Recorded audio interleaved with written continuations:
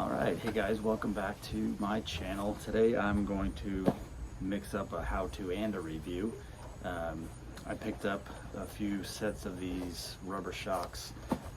They sell them on Amazon and eBay and a few other places. I happen to go directly to their website, just the RubberShox.com, SHOX.com.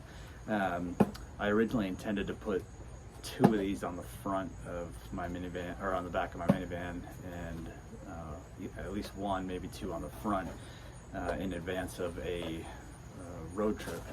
About 2,000 miles, 5 people in the car, roof rack on top, fully loaded with luggage in the back, and I wanted a little extra support, so this is what I decided to do. This happens to be the extra pair that I did not put on because, well, you'll see in a minute in the video when I go through the install, I didn't quite measure right. So I'll open it up, this one, show you what you get. This is how it comes packaged. Thank you for your purchase. You've got an instruction manual, which is short and to the point. You've got 4 zip ties. You've got 2 pairs of these shock bolsters, supports. I'm not sure what they call them, but you get an idea here. The spring sits in between here. So one thing that they have on here is the sizing, and this is where I made my mistake. You'll see it here in the video in a second, but probably the most important thing is the measurement from here to here, and that's going to line up with the spacing between your springs. I think for the Sedona I was like 1.8, something like that. That's why I went with the A-minuses, which have a inner height of 1.65. That's a little bit close. It's a little too tight. What I should have done, I should have gone with the B's, which is a 1.2. Because at the end of the day, when you measure it, you're going to measure that spring unsprung, and then it's going to sit. And so the 1.2, the 3 or 4/10 of an inch isn't going to make a big difference. So hindsight, I would have given myself at least a ½ an inch. So if you're looking at these and you've already measured your springs, go ahead and give yourself an extra ½ an inch, whatever your measurement is. Make sure you got at least a ½ an inch. We'll jump into the install. I'll show you how I did it, and also I'll start off with the measurements. Start off with the measurements that I took before I put them on, and then after I put them on, both unloaded and loaded, to give you an idea of what the ride height sits at with and without. And then at the end of the video, I'll tell you what I thought about the RubberShox, how they performed, and if I'd recommend them. All right, I've got a set, actually 2 sets of these DuraShox spring helpers. I'm gonna take a measurement of before and after, and first let me get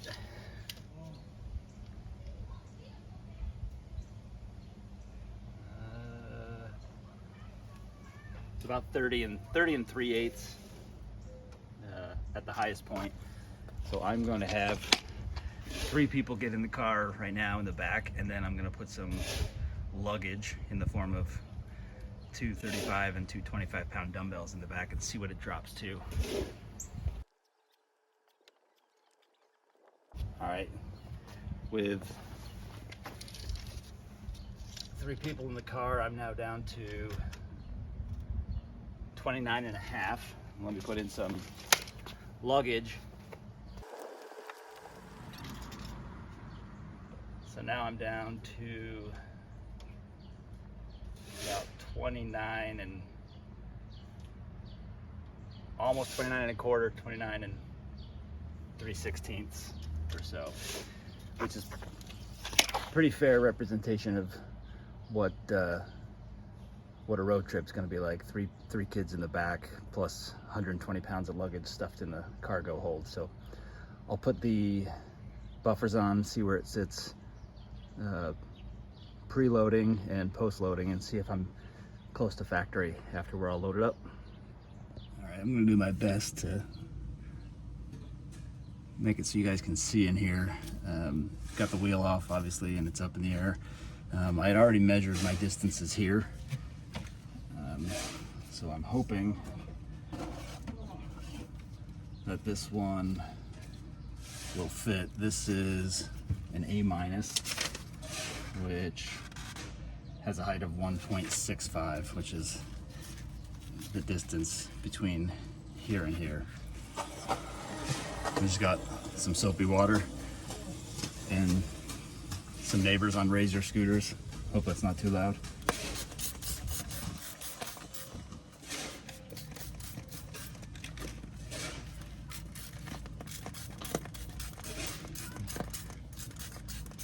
It cannot be too soapy. The user manual says you can use WD-40, but if I can get it on with this, I'd rather. Another thing that it says is you can cut here and here to make it easier to get started.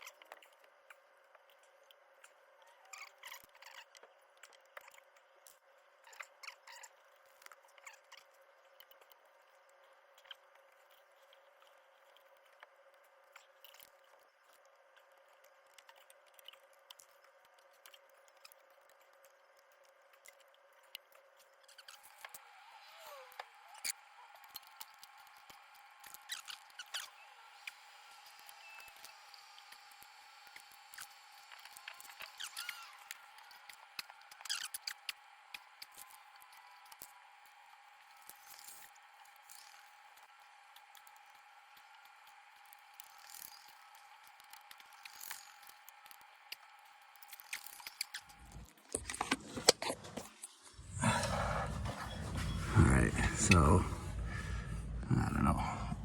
You can see that.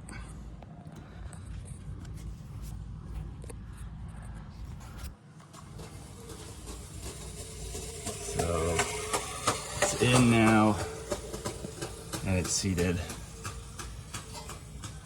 I'm gonna see if the other one, which is smaller,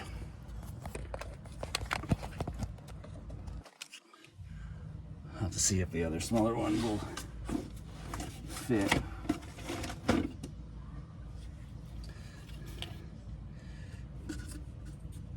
Yeah, I don't think it's going to.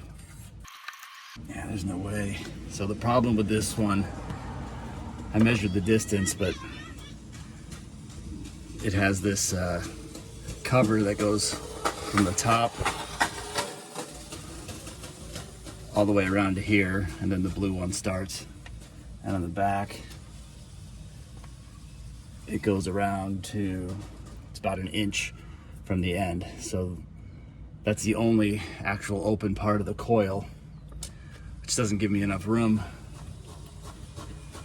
to get a second one in, unfortunately.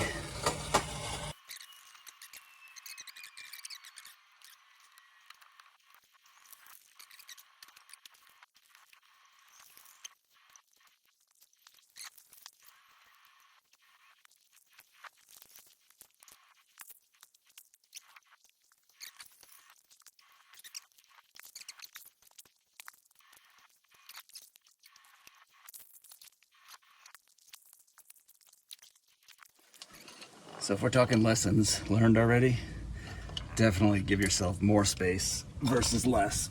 The spring's gonna compress either way. So make it easier on yourself. So one more thing before I go on to the other side. They do have these holes. Oops. They do have these holes that are on each side. And the package comes with 4 zip ties. You can see I've got a few extra there. So I'm gonna put one in the top and the bottom of both sides. I'll do that and then I'll show you what I mean. All right, you can see, I mean, it's pretty straightforward, but you can see where I put them through. So I snugged them up. They're not all the way tight because once the car actually settles, they're gonna compress and then the zip ties are gonna be loose again. So what I'll do is I'll finish up, put the wheels on, drop the car, and then just reach up and snug them and clip the ends after the weight of the car is sitting on it. That'll make sure they stay tight after the spring compresses into the bushing itself, or the buffer rather. Yeah, bushing, buffer, you know what I mean. Okay, got the passenger side one on, and I just checked the last video that I did leaving the other side was 14 minutes ago, and this definitely went quicker. Having done it once, the second time was way easier. So I kind of wish I recorded it just to to show the difference. But just know that if you get the first one, it's frustrating, especially if you're right on the measurement. I think I only had like 0.15 or 0.2 inches, you know, around less than a quarter of an inch of gap between what I measured. If I did it over again, I probably would have ordered a half inch in between, just to give myself some more space. But anyway, got them both in. I'll get the other wheel on, tighten up the zip ties, and then have the kids and the luggage get back in the car. Just something I figured out here as I'm putting the front ones on. Just lifting it up a little bit gives me plenty of access, so I don't even have to take the wheel off of this one to install the bushings. Okay, so got the single buffer in instead of the two.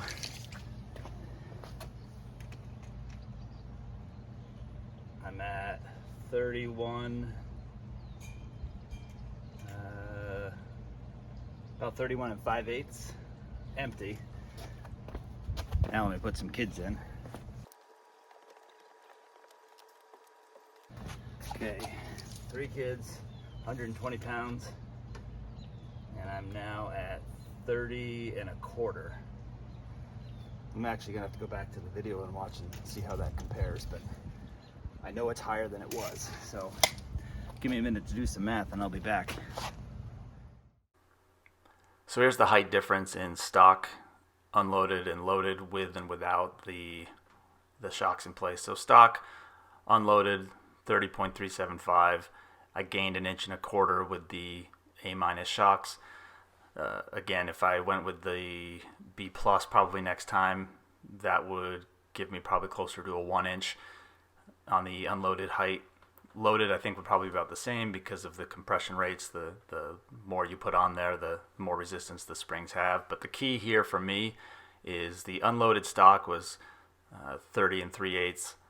The loaded with the RubberShox was 30 1/4. So it was only a difference of 1/8 of an inch. And that's exactly what I was going for. So they really did what they were supposed to, or what I was hoping that they would do. So the application for me worked perfectly. Kept the ride height right at factory, even when it was fully loaded. Okay, one last test here. Got this trailer loaded up. It's not super heavy, but I still have all that space, which is pretty good. These U-Hauls are by default pretty front heavy, so that they can keep most of the weight over the tongue, even if you load it incorrectly. So even with the weight on it that's there, it's still got a really good amount of space. That's pretty much what the factory height is without any load. So again, pretty impressed with these RubberShox, and the ability to support the springs. So, do I recommend these? That's an easy, it's 100% yes. They'll make a definite difference right out of the gate. And I also recommend you get a pair on the front and the back. When I did my other car, I did the rear ones first, and I could still notice a difference right away, but it did have a little bit of understeer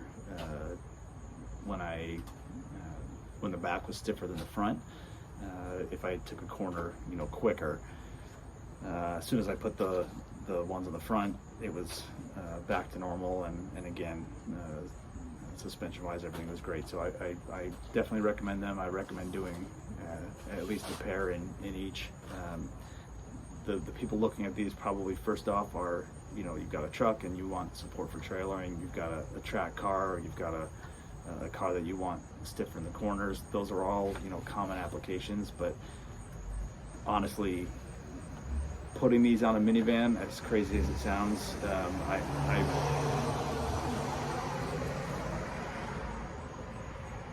try that again because I'm pretty sure that car was pretty loud.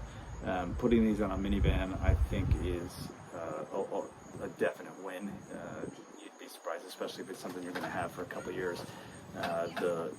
The sturdiness that it gives the ride, and especially for a road trip, is going to be night and day.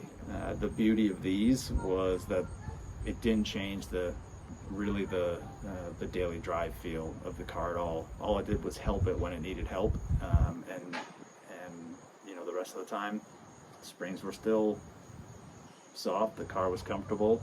There's really not a downside to these. So if you're looking at these and thinking about them, and especially for the price, I mean, it's maybe $100 for all four corners. Can't go wrong with that. So if you have any questions, feel free to ask. Hopefully you liked this video, you found it useful and helpful. If you did, please subscribe to the channel, leave a like on this, and again, if you have any questions, by all means leave them in the comments below. I get back to every question I see. So hope you enjoyed. Thanks.